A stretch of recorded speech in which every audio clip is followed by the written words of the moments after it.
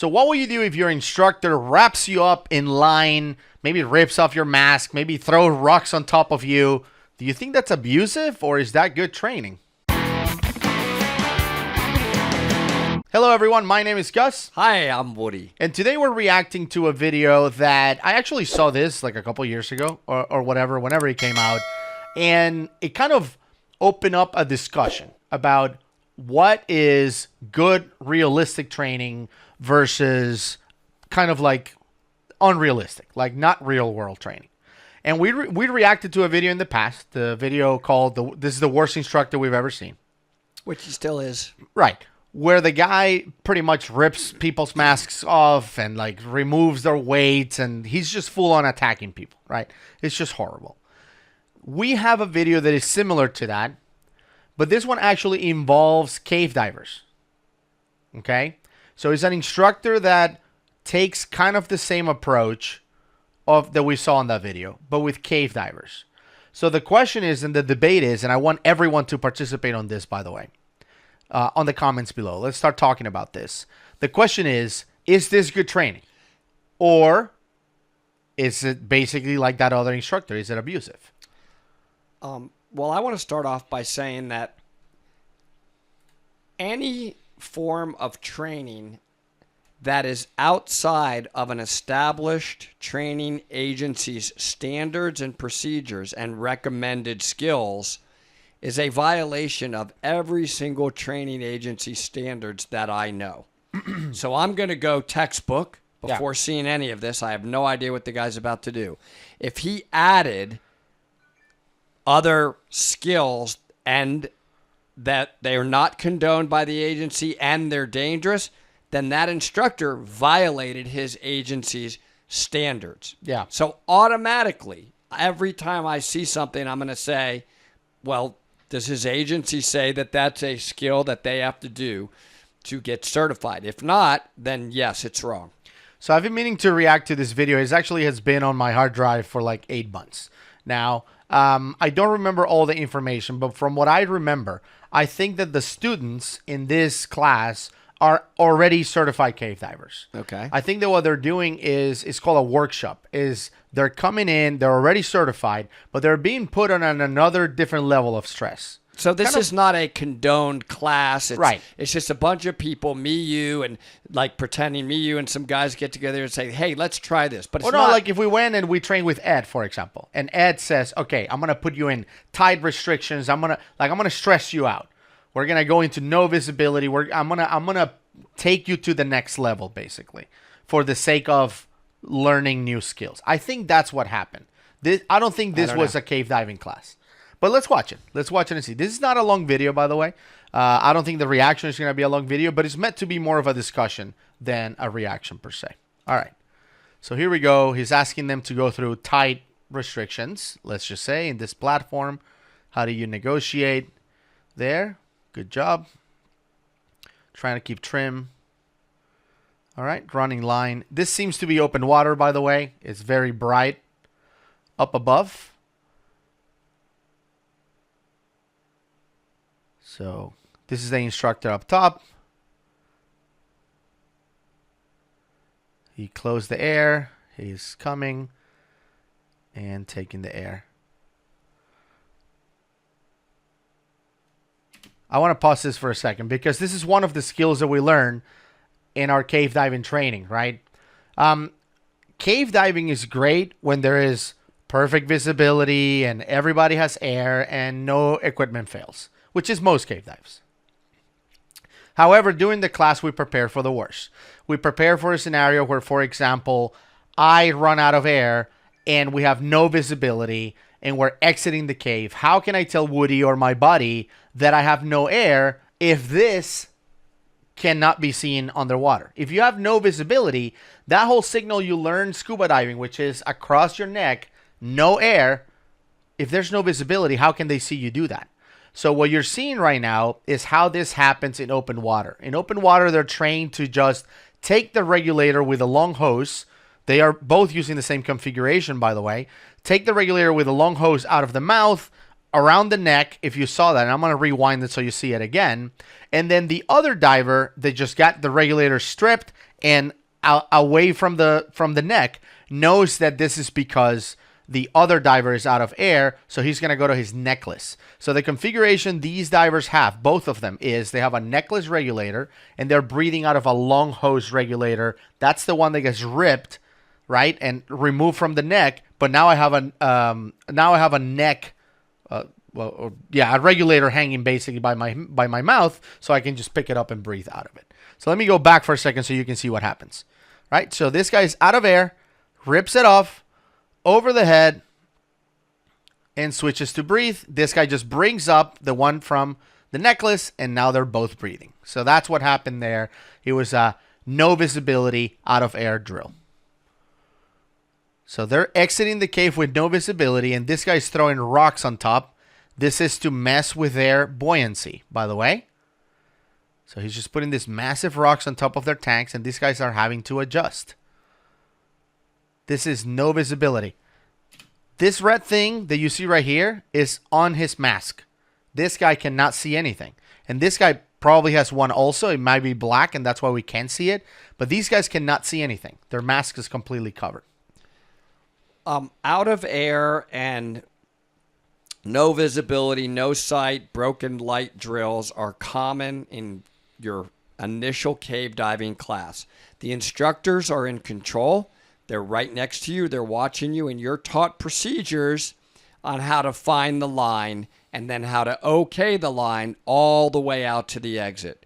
So far, I haven't really seen anything out of the ordinary. Swimming through that one little restriction seems safe, right? I mean, the guy's not going to get stuck in there, and it's in the open water. What do you think about the rocks on the top? You see, they both have this big not a rocks. big deal. The guy's in open water right there. I don't know if I would have put those there inside of a cave, because we don't necessarily want massive silting during that drill when we really are inside of a cave, because now we really put even the instructor in a difficult situation. But right here, with an instructor sitting right there, I haven't seen anything that's really that dangerous or anything. That unordinary, frankly. It's probably still within standards of his training agency. I will say, though, and I should have started the video with this, neither Woody nor me are cave diving instructors. No. We're not cave diving instructors, so we're just giving our opinion, I guess, based on the classes that we have taken as students, not as instructors. But we are instructors, Yep. and I happen to be an instructor trainer as well. So following standards and procedures on teaching students is common all the way, even if you are a cave instructor. Yep. That doesn't they're not exempt from that same thing. I know, but what I was saying is I wanted to make that clear because I don't want other cave diving instructors to feel insulted by us if we say something like, I don't see the whole value in these rocks. I don't want another instructor to jump in and be like, that is the most valuable part. They could jump in. Jump in. But we're not saying it from the point of view of we are instructors and this is wrong. We're not instructors. This is just our opinion. That is correct. Yeah. We're not cave instructors. Correct. So here they are. They're following the line on their way out. He's trying to peel the line from the line, which your instructor did that, right? You were telling me that when you took your cave diving class with Brian, he would try to rip the line out of your hand? Successfully, by the way. A couple of times it came out of my okaying of the line, because what he would say is, look, a fin kick is powerful. If there's a massive fin kick that pulls that line, that's your life. I would never forget. He would always be saying, that's your life in that okay. So you're going to kind of gently okay it. Remember, it's your life. And he said, I want you to okay it like your life ends if that line comes out. Yeah. And a couple of times he got it out, and he's like, you're dead. Let's do it again. Yeah, I love that, and that is true. I mean, that is our life. I mean, that the one time that we were with no visibility and we had to follow our line out of that tunnel, a Peacock, I was more than okay in the line. I was full fisting, like you don't. The line was in. I felt it in all my four fingers as I was coming out. No way that thing was coming out of my hand. No chance. And think about this, cave divers. You can relate to this. It's already a miracle that you found the line again. Now that you found it again, there's no way you want to lose it again. It's your only way out. So think about that also. That's how a he miracle put it to when me. you're doing a lost line drill. But in a real scenario like what we did, we knew where the line was. That's different. I'm talking about, like Brian said, you lost the line and you have no lights. Now you found it, which is in itself insane. Yeah. Crazy that you refound it. And now that you found it, you're going to let it go again only to hope to find it twice. This is how he would sort of talk to you. In the Donald Cerrone School of Cave Diving. Well, I don't. Yeah, we're talking about Brian, not Donald. All right.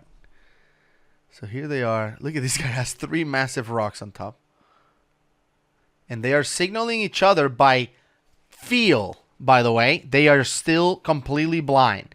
So how do you signal your buddy that you have a problem if they can see you or if you can't see them? Now, if you didn't already plan out in your dive briefing, hey, if we lose all ability to see each other, what type of touch signaling am I going to give you? Let's say we did not do that.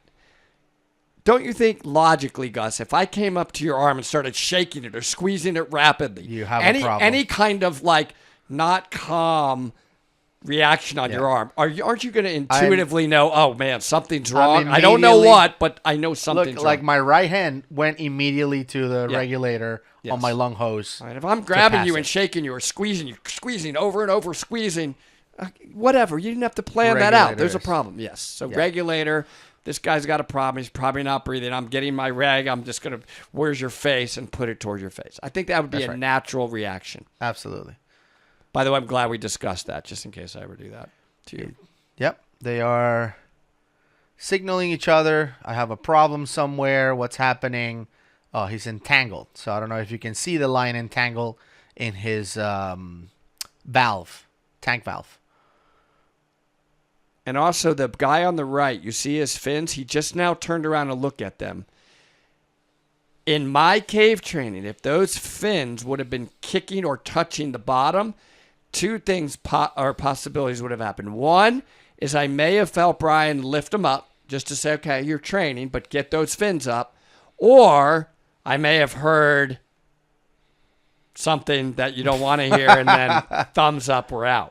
You cannot be touching the bottom of a cave even in training. So let's see what he does with that. That's why when we train with Ed, when I did my Sidewinder training with Ed, he's like, if you have no visibility and you don't know if you are like in trim, then go head down. Yeah, so just be upside down, fins on the ceiling is better. Do not put your fins on the bottom. Absolutely, Ed says that all the time, and Brian as well. Yeah.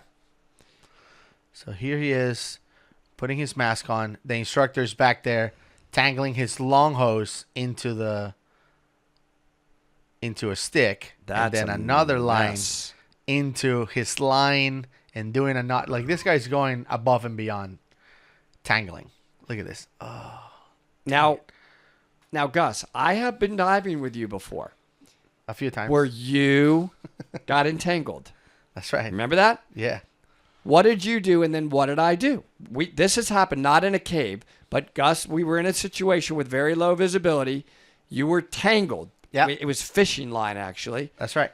What can you do? Because stopped moving. Stopped moving. That's what you did. You knew it's like, I'm stopped. Yeah. Because nothing, you can't, it's just going to get worse. That's right. And then the only one thing I could do, there was no like untangling it. I was just cut. You got to carry a knife, man. Wherever you dive, cut that out. And that's how it released you. So in this situation, if I'm in that cave and I can even see that entanglement, it's such a mess like that, I got to cut. Well, I think. And yeah, so if you're entangled with the main line, obviously we're going to try to not cut the main line. No. Although you do learn how to repair the main line during your cave diving training. And you actually do that for one of the exercises. You don't cut the main line in the cave to practice. You just set up a line, outside or whatever, just from 2 rocks or whatnot. Then you cut it and repair it. Tie them back together. Right. We learn how to repair a line. If you do have to cut it, how to repair it, you learn that. But this guy is tangled for real.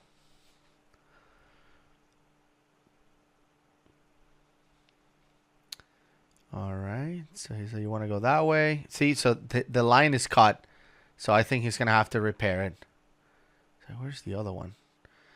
Yeah, I'm not a big fan that they're on the bottom like that, obviously. But again, I'm not an instructor, so I'm not going to bash these guys or whatnot. I can't think of any cave instructors that I've worked with that would not be pushing my legs up, telling me to get off the bottom. Yeah. So none of these guys have Did they masks. repair it? Did they tie it together? I guess they did. No fins, the guy in the back. Interesting. This guy only has one fin on the right. Visibility is getting destroyed because they're on the bottom. Now, that didn't happen in any of my cave training. I just want to point out, in my cave training, no masks were taken off of my face. No fins were removed from my feet. I don't know about all cave training agencies, but at least the one I got trained under, which was IANTD, this was not a condoned skill inside the cave. Yeah, and I had the Sidewinder certification through PSAI, and I did have to do a mask switch to go into my alternate. So deploy my secondary mask and put it on and clear it and all of that. Me too. I also did that under cave diving on the INTD, as you mentioned. But it's an exercise that is planned. Like, you remove your own mask, you swap to the other one. Right, the instructor's not going to come and rip it off. But that's different than this. This is your mask is off. Now I don't have a mask throughout the remainder of this drill.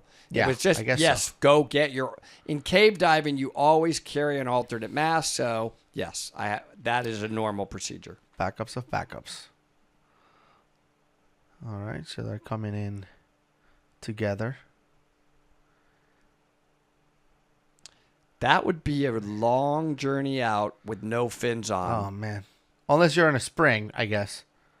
The spring will push you. Yeah, the spring will push you, but you're going to be going slow. Mm-hmm. And there are times when the flow stops. That's so true. You're going to be using your hands, but you can't because you're holding onto the line. I don't have a good answer for that one. Not a good situation. All right, so they're sharing air, and it looks like their long line is tangled with the line. This is difficult. I want to point something out. Let me go back for a second. If you notice, and I think they did this wrong. This is just my opinion based on what I know about cave diving, which I'm still new at it.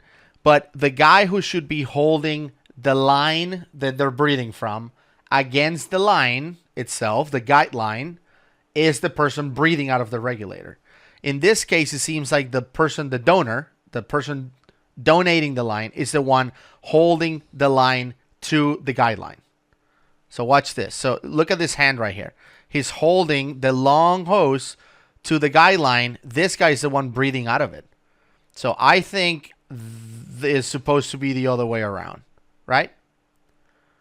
Because the guy breathing out of the regulator is the one interested in this line not being ripped off. He's the one that should be holding it, not the donor. I don't think it's a bad idea for both of them to be holding that line against the line. But the donor, number one. Like, this is my line, I'm holding it. No, the donee, not the donor. Right. The one that received the air correct. That's out of air should be holding that line and the hose line and in the front.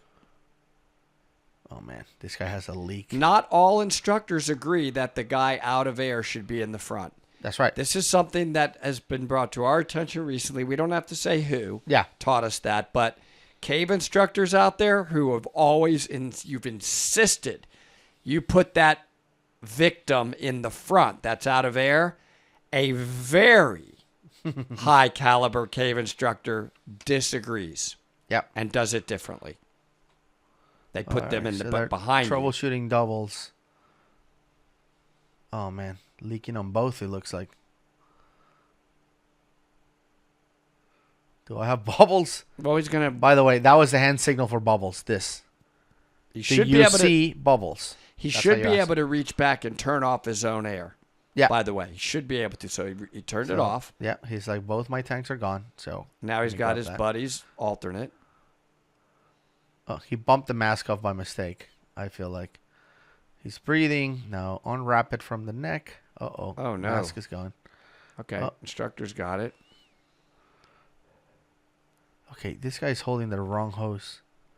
Now, So maybe these are cave now the diving only thing instructors. you have at that point, neither one of you have a mask, so you only have the line and you have the arrows, hopefully that you're feeling that are pointing to the exit. That's it. That's your only way out at this point. Yep. So you cannot lose that line again. You don't even have a mask to refine the line. Oh, and he's tangled, by the way. This is what Woody's talking about, by the way. An arrow. It looks like this. So it's on the line, like this. Well, sort of. And it's pointing just to the typed exit. wrong. Yeah, but it's always pointing to the exit. So as you're feeling the line, you come to it, and you know where to go. And what's tricky, by the way, those arrows sometimes can be pointing straight up. Yep. So all of a sudden you come to an arrow and it's pointing straight up.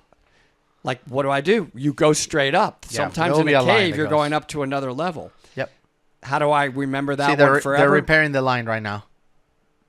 I missed that when I did my drill on the out of air lost line. I just went right by the straight up one.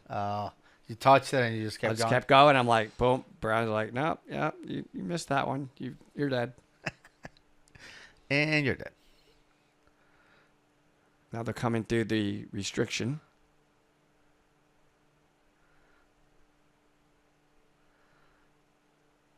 Yeah, blind, trying to navigate out of there. You know, your original question though was anything in your opinion or my opinion should not have been done in this particular situation? It doesn't look like he put them in really too severe of danger. Right. They were in open water. And I don't see anything that is bothering me that badly in this one. It's nothing like that other video where that in that rescue class was the Turkish causing multiple problems for those divers. Yeah, that was bad. I think the question is not so much about what's it dangerous. It's more about, is it real world? Are the exercises they went through, like that super tangle? That's a different question. Like that super tangle with his valve and the hose and the line. And the mask came off. And like he literally came and like tied a nut, like a double nut into it. Is that real world? Mask came off also. Fins came off also. I mean, we Yeah. have heard of, Mike Young telling us a situation where he's been in a bad situation where he's lost his fins as well. Right? A tight, high flow restriction area. So I don't know. I don't think it's horrible. I don't find this one to be, wow, this instructor should be banned and never teach again. No. I wasn't getting that feeling. And No. I wouldn't mind doing this, by the way, with you Yeah, and I wouldn't this looks mind fun. in a cavern maybe. I don't want to do this inside of a cave, but we should set up like some drills like this in a cavern and do some of this stuff and see how we handle it. Right. Yeah. I mean, I think all training is good. I mean, perfect practice makes perfect. So I would like to practice with an instructor, like a cave diving instructor there, and go through it. But yeah, I mean, I think some of the stuff they did is very real world. I think that even the touching off the bottom, although I would like to not see that, although I would like for them to be trimmed perfectly or whatever, the answer is, and we've had this conversation before, where we talked about, what is the mission here? Is the mission to look perfect like for a magazine, or is the mission to get out of here and save your life, right? So I think they succeeded on following the line, solving problems, and getting out of there alive.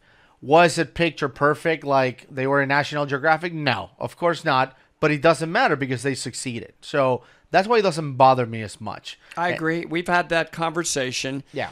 There are differing opinions on this. Yep. For certainly some cave instructors would not agree with us, but Yep. I also will tell you that I don't think that's a panicking either. They're Right. not panicking. They're just They practicing. got out and they're fine. Yes, it's silted up. Now, some instructors, though, would say, here's the problem with that, because I do want to point out something that you didn't mention in that. Yep. Right now, you're only thinking about it from our standpoint as the two guys that are trying to get out of the cave alive. That's all you're focused on. Right. There could be other people in the cave diving. And if you silt it out like that and make it completely That's bad. invisible, that doesn't clear quickly. I mean, if you have a very high flow cave, it may. But some caves, like Peacock comes to mind, that could be like that for a few days now. So you've now silted out that cave for others that are either in there or going to be going in there. Yeah. So in general, they would say, we don't want you to do that. Even though you made it out for yourselves, you possibly endangered others. And that's what I've always heard from the cave instructors that I've learned. And that's why I mentioned, because they're practicing, they should be able to not touch the bottom. They're not in a real emergency situation, you know? No, I understand. But overall, it's more than it doesn't bother me. There is a reason. I always want to know the why. The why don't you want to silt it out even though you made it out okay? Because you may have put others in danger. Just consequences. That's right. So it's an interesting video. Yeah. I actually enjoyed reacting to this one. There's some good stuff. I'm looking forward to seeing the comments in the comment section for this video.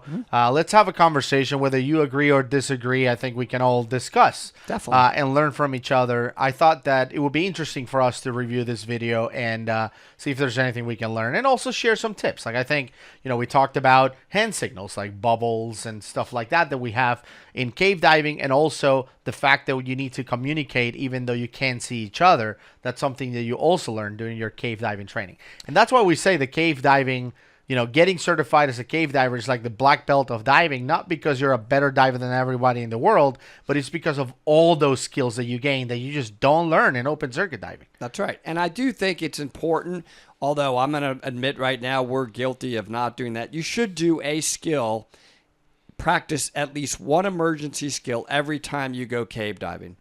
It's not that hard to do it. You don't have to do one that's going to ruin your whole dive or change your whole dive. It could just be as much as, okay, your emergency skill is doing a quick lost line, or okay in the line for 10 or 20 feet and seeing if you can keep trim.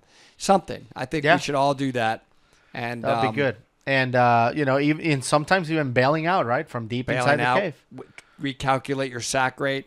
Has it changed, or is it different for this cave? That one I've done recently, by the way. Absolutely. So, all right, good one. That's awesome. Well, thank you everyone for tuning in. Don't forget to, once again, like this video, share it with others, especially if you're on those Facebook groups for diving. And we also want them to subscribe, right? Yes. It does help us when you subscribe, not just watch our videos. Absolutely.